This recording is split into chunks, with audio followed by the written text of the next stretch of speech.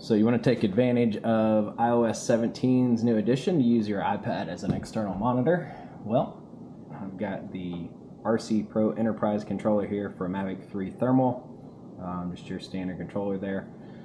Picked up a mount from Thor's Drone World. Here's what it looks like here.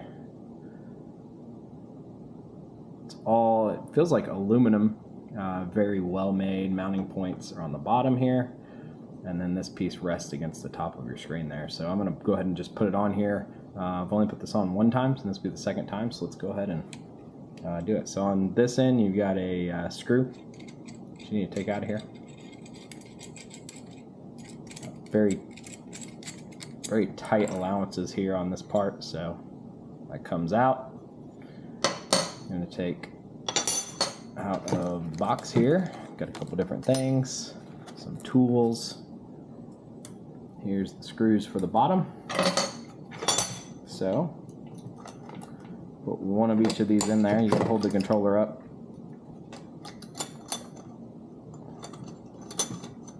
One side.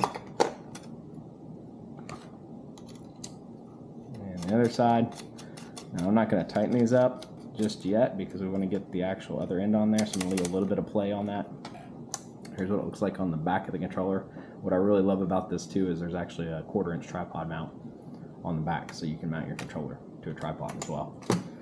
Then we'll take this piece and the original piece. So you want to put this on top of the controller.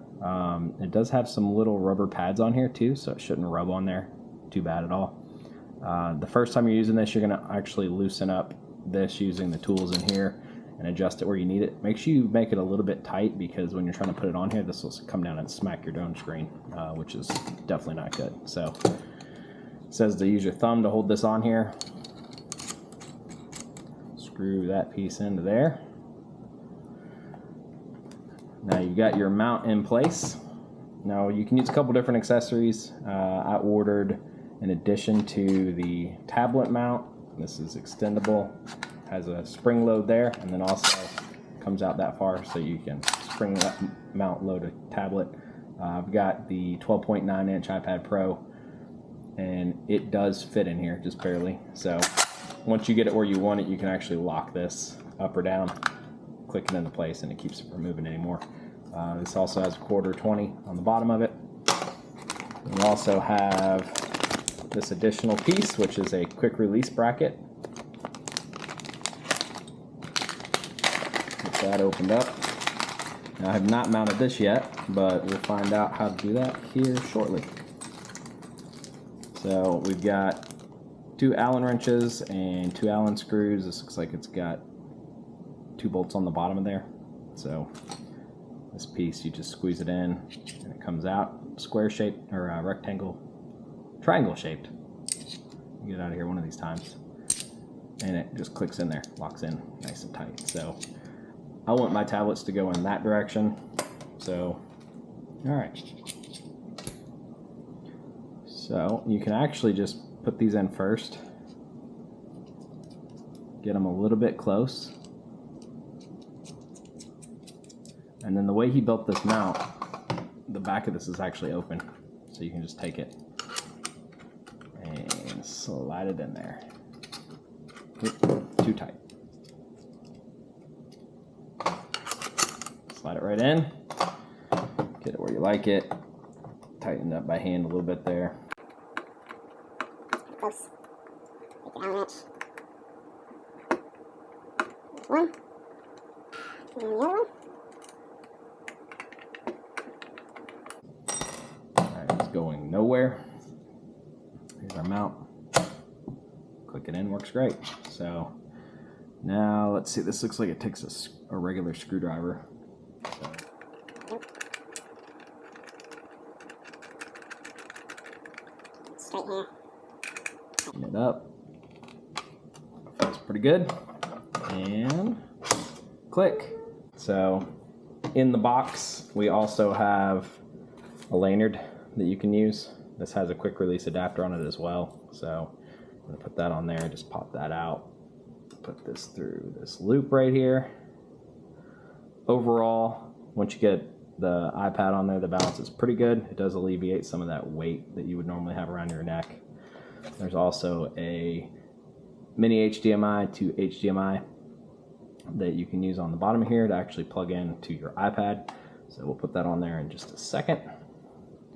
Here is the iPad. The top of this has adjustable feet up here too.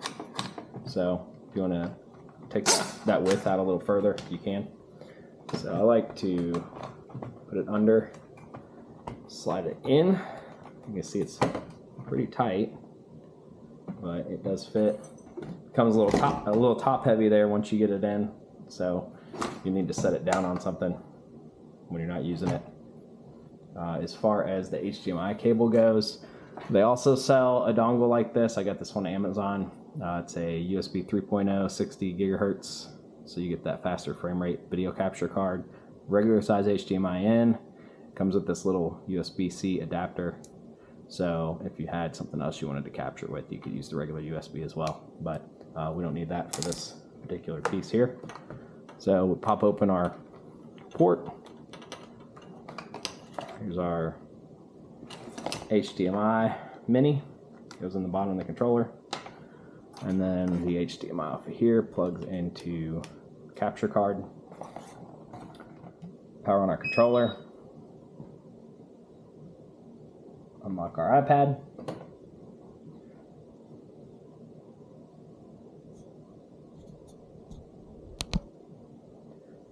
And got the Capturino app is what I'm using right now.